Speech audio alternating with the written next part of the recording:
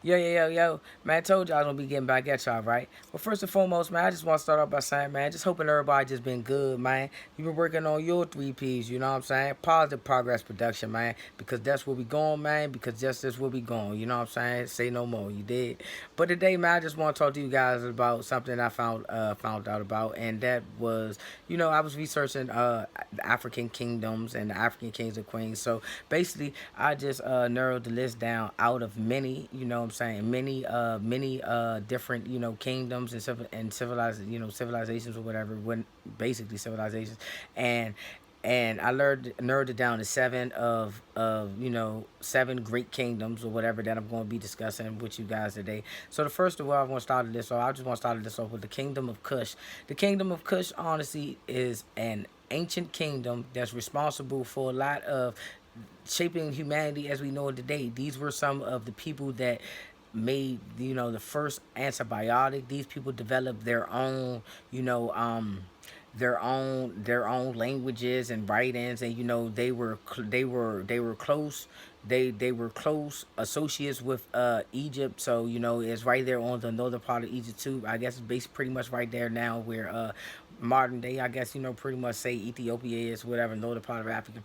And these people, they developed, like, they helped develop one of the first trade systems with Egypt or whatever. So these people had vast knowledge of mathematics and countless of other things. You know what I'm saying? These people were great inventors. They really were, and not even these people. These people from this Kush kingdom were great inventors, and they were proprietors of shaping humanity as we know it today. They were industrial beings. You hear me?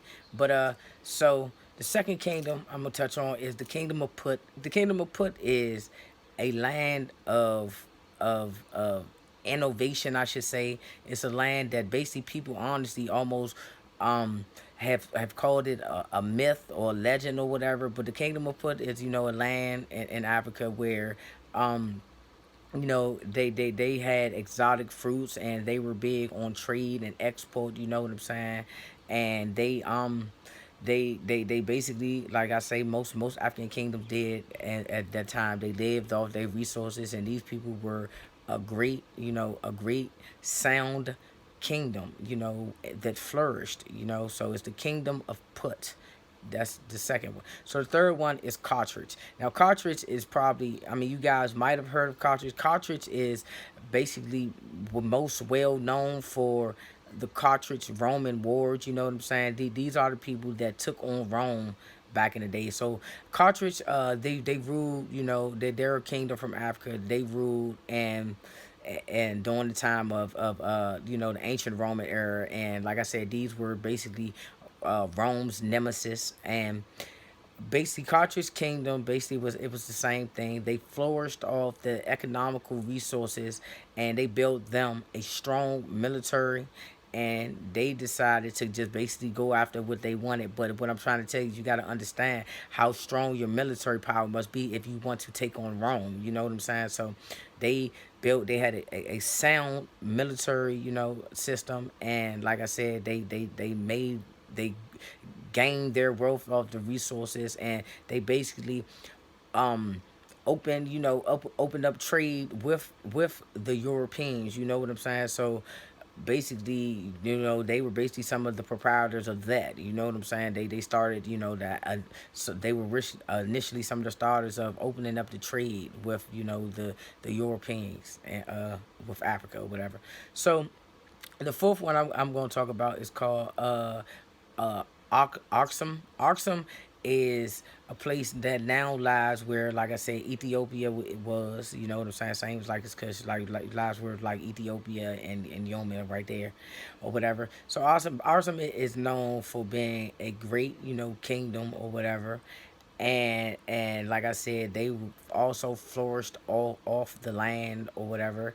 And the biggest thing it's known for is being one of the first empires that embraced Christianity, and it's still used today in modern day, Ethiopia or whatever. Like I said, they did. This kingdom was a great kingdom with vast majority of wealth, and they had a pretty good, military uh, uh, uh, functions or whatever, because like they did conquer, the I do believe they conquered another no, I do believe the Kush they conquered the Kush people to, take the empire or whatever. So they did have a pretty good, military or whatever. But like I said, this is during the time where this is one of the first places where, Ethiopia, I mean, where Christianity started in Ethiopia. I mean, even to the point it said that the covenant of the ark is there,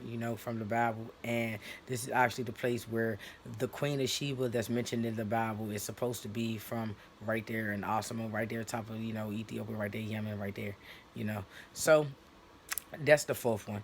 So then okay, so then we could say the Kingdom of Zimbabwe. The Kingdom of Zimbabwe is, well, matter of fact, let me reverse. So then we go into the Maui Kingdom. The Maui Kingdom, as I discussed before, was a kingdom that thrived off of its natural resources, mainly gold. And remember that great king, Mansa Musa, which is also probably known as to be the richest person who ever lived. That just tell you how much uh, natural resources they had, and they pretty much occupied the majority of the west coast of Africa, which basically opened up the trade routes for, everything. And it also, like I said, was basically one of the proprietary functions of the Atlantic slave trade. You know what I'm saying? And basically, when the Maui Empire was dissolved, it basically was, succeeded by the Saigon Empire. Saigon Empire, basically the Maori Empire, and basically what they did was they pretty much piggybacked off what the Maori Empire was doing, and what they did were, I mean, was I'm sorry, they what they did was, they pretty much they went elaborated on the building of Timbuktu, because like I said, the Maori Kings did focus on that, but they pretty much elaborated on building up Timbuktu, which is a city in Africa that is one of best known for being uh, uh, one of the first economically sound. This is the place of higher learning that everybody wanted to go to. That this was like, this was better than Ivy League. Timbuktu is a place that would, I guess it will provide you basically, as you saying, it's getting a PhD now. It will provide you with a sound economic being if you were educated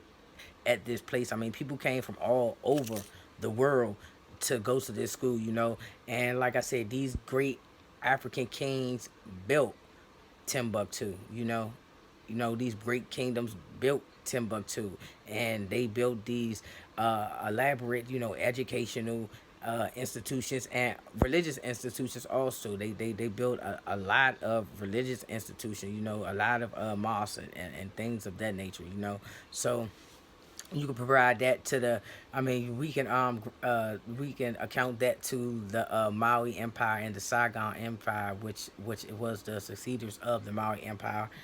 And the last one I'm going to touch bases on is the Zimbabwe Empire, which was an enormous empire. And like I said, they pretty much uh, gained their wealth off the land, and the conquering of different other certain places, and they made themselves into a vast empire, the Zimbabwe Empire.